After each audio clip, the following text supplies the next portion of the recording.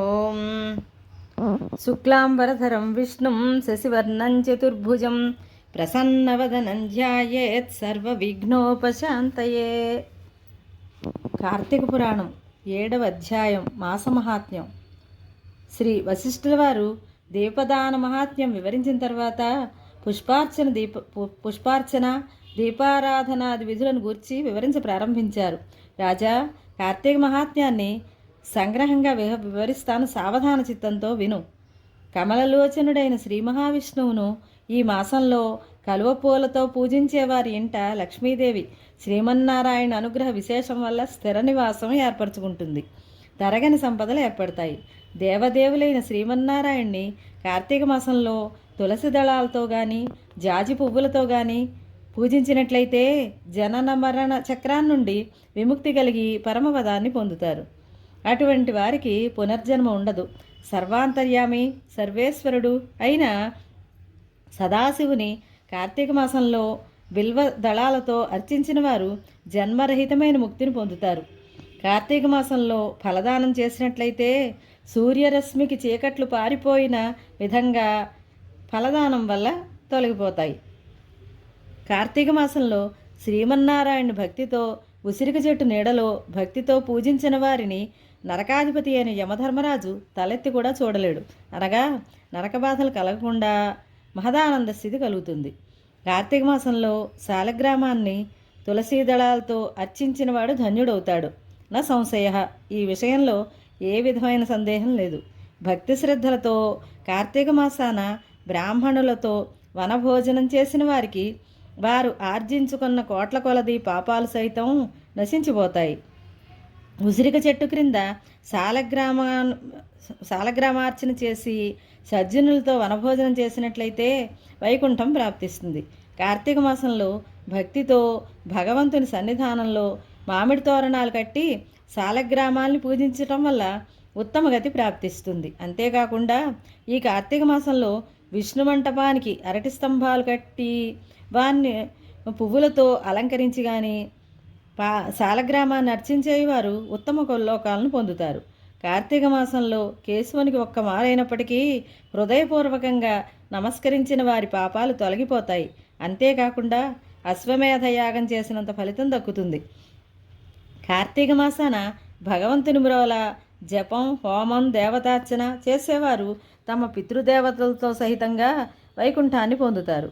కార్తీక మాసంలో చలి దినదినాభివృద్ధి అవుతూ ఉంటుంది కాబట్టి వస్త్రదానం చేసినట్లయితే ఆ విధంగా చేసిన వారికి అనేక అశ్వమేధయాగాలు చేసిన ఫలితం ప్రాప్తిస్తుంది.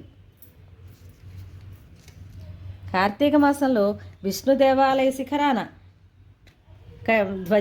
జెండా కట్టేవారి పాపాలు గాలికి దుమ్ము ఎగిరిపోయిన విధంగా ఎగిరిపోతాయి.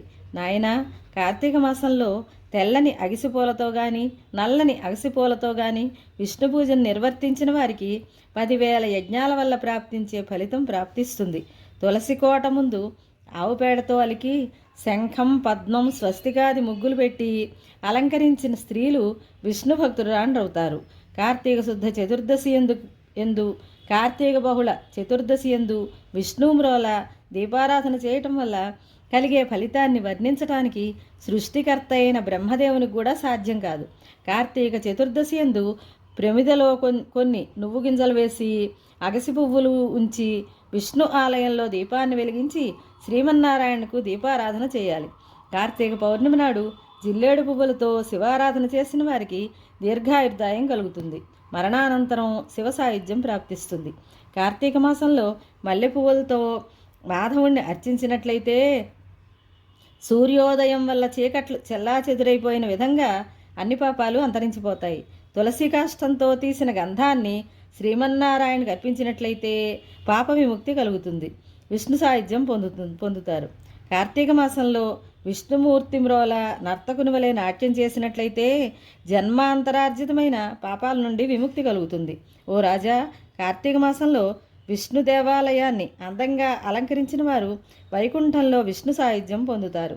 కార్తీక మాసంలో అన్నదానం చేయటం వల్ల గాలికి దుబ్బులు చెదిరిపోయిన విధంగా సకల పాపాలు చెదిరిపోతాయి. తిలదానం, నదీ స్నానం, బ్రహ్మపత్రయాగమున భోజనం, కార్తీక మాసమున అన్నదానం ఈ నాలుగును సమాన ఫలప్రదాలని పెద్దలు చెబుతూ ఉంటారు. కార్తీక పౌర్ణమి నాడు స్నానం దానం చేయని వాళ్ళు అనేక మార్లు కుక్క జన్మ ఎత్తి చివరికి చండాల జన్మ పొందుతారు. కార్తీక వ్రతం చేయని స్త్రీకి కానీ పురుషుడు కానీ అనేక జన్మలు కుక్కగా కానీ గాడిదగా కానీ పుట్టక తప్పదు.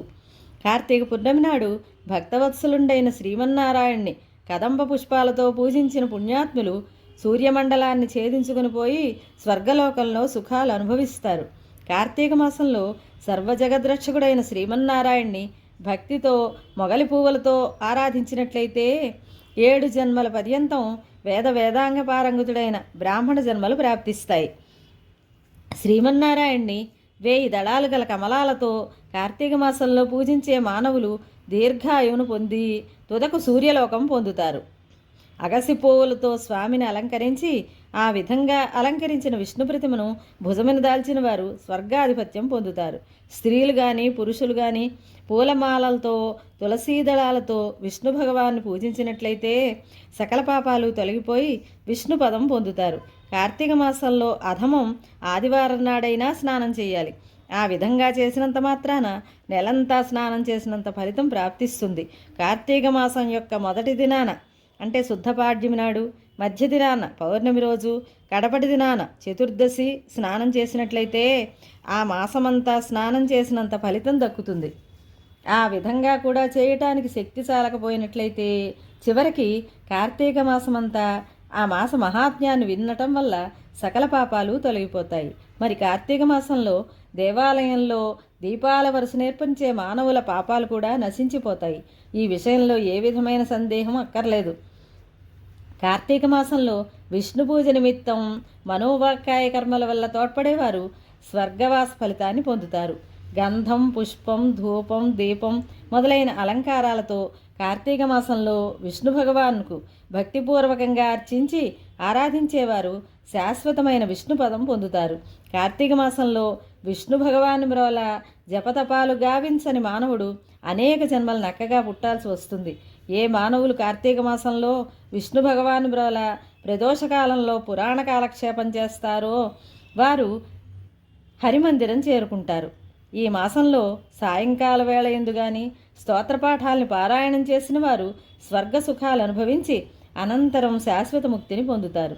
తిరిగి జన్మించాల్సిన అవసరం కలగదు. ఇది శ్రీ స్కాంద పురాణాంతర్గత కార్తీక మహాత్మ్యమందలి 7వ అధ్యాయం సంపూర్ణం. స్వస్తి.